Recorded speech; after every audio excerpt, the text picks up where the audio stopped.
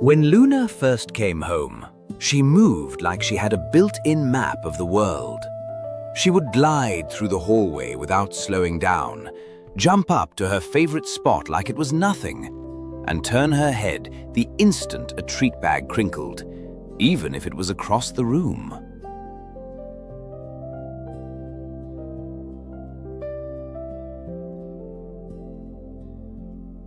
But over time, the little moments started to change. It wasn't dramatic, and it didn't happen overnight. It was small things that were easy to dismiss at first. Luna began pausing at doorways like she wasn't sure where the space started and ended. She started bumping a shoulder against the same table leg she used to avoid effortlessly. Some nights, when I called her name, she would turn in the wrong direction. Not because she ignored me, but because she needed a second longer to figure out where the sound was coming from. I understand, Luna. And the hardest part was realizing that to Luna, the world wasn't getting scarier because she was different. The world was getting scarier because it felt less predictable.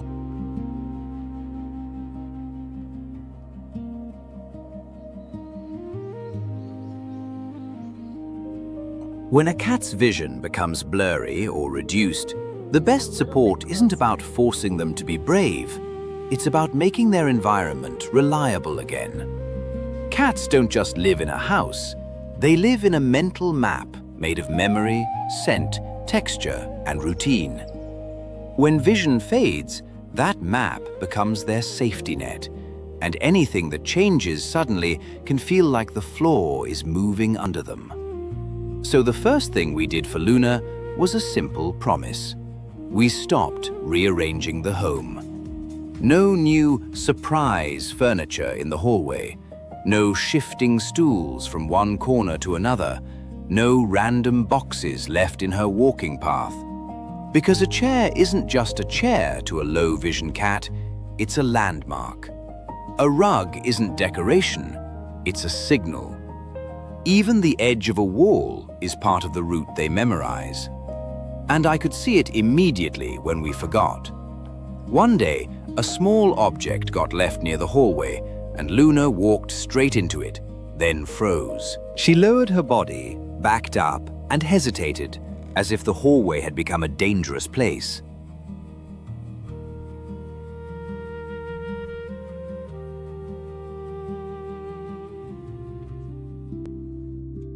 That moment taught me something important. Stability is not boring. Stability is kindness. Next, we helped Luna by giving her one clear, consistent route through the home. Think of it like creating an indoor sidewalk. One path that always leads to the essentials. We chose a main lane from her resting spot to her food and water, then onward to the litter box, and then to a quiet comfort corner where she could decompress.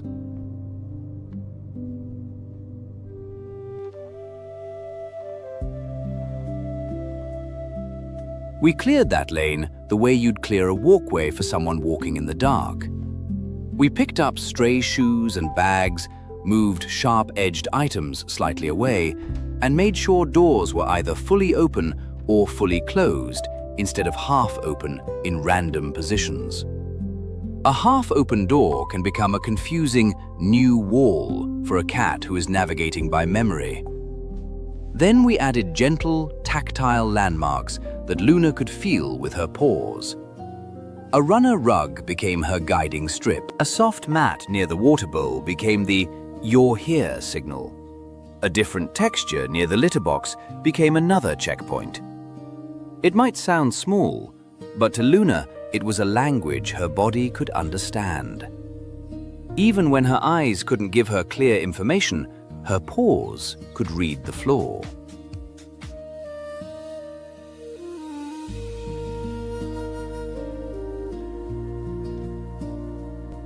And if you want to test how your home feels to a cat like this, try a simple exercise. Stand where your cat sleeps, then slowly walk the route to the food area while paying attention to the edges. Notice where you naturally want to follow a wall, where your feet catch on clutter, where you would startle if something shifted. The goal isn't perfection, the goal is predictability.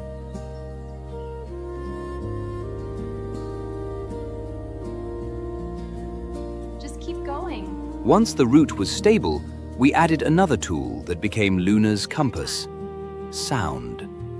When a cat's vision declines, sound becomes direction, but only if the sound is consistent and calm.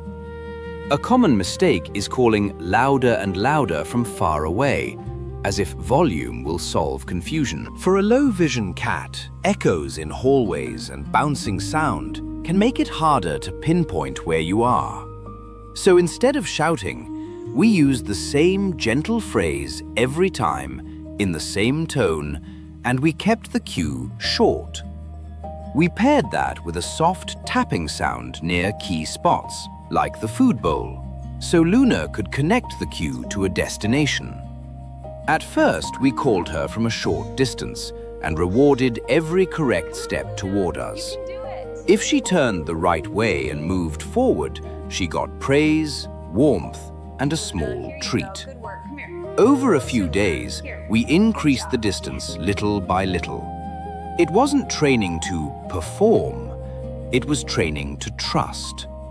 We were teaching Luna that the world still made sense. If you follow this sound, you find safety.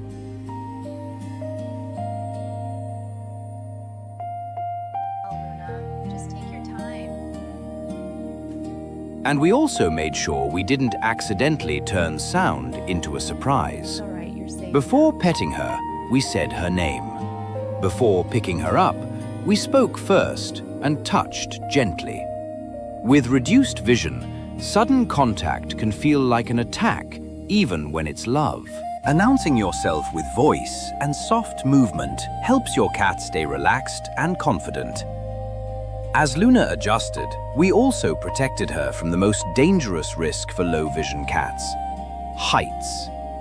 A cat who can't judge distance well can miscalculate a jump, slip from a ledge, or step off an edge they used to understand perfectly.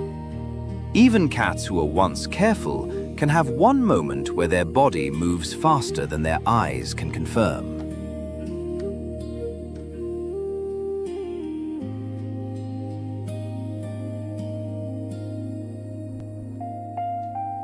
So we treated balconies, windows, and high places as non-negotiable safety zones. We secured the balcony with proper netting and checked it regularly. We blocked access when we couldn't supervise.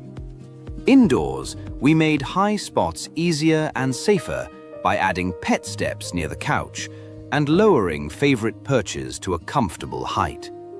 We also created softer landing areas beneath places Luna liked to climb. Not because we expected her to fall, but because prevention is love in its most practical form. Safety isn't taking freedom away. Safety is making sure freedom doesn't end in an accident.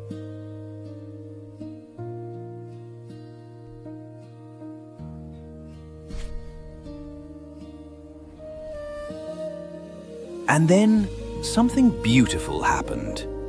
Luna didn't suddenly become fast again, and she didn't need to. I'm so proud. What changed was her certainty.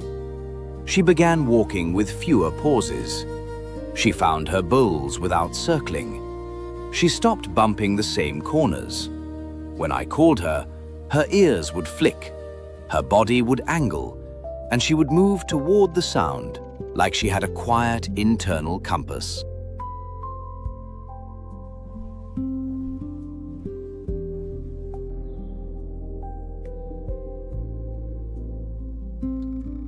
Her world was still blurry, but her life wasn't falling apart. Because cats don't need perfect eyesight to feel okay. They need a home they can understand, a route that stays the same, a voice that guides them gently, and edges that are protected. If your cat is showing signs of declining vision, remember this simple approach. Keep their pathways fixed and clear, so they can navigate confidently.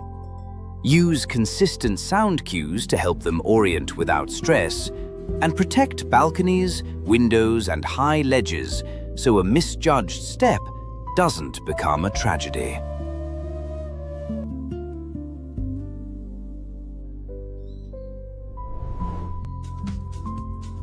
And one more important note, because it matters. If your cat's vision seems to be changing, a veterinary check is worth it. Some causes can be treated or slowed, and even when vision can't be restored, comfort and safety can always be improved. Luna didn't become a different cat. She just needed a different kind of support. A home that didn't shift under her paws, a voice that helped her find direction, and a safe boundary at the edges. And in that steady, predictable world, Luna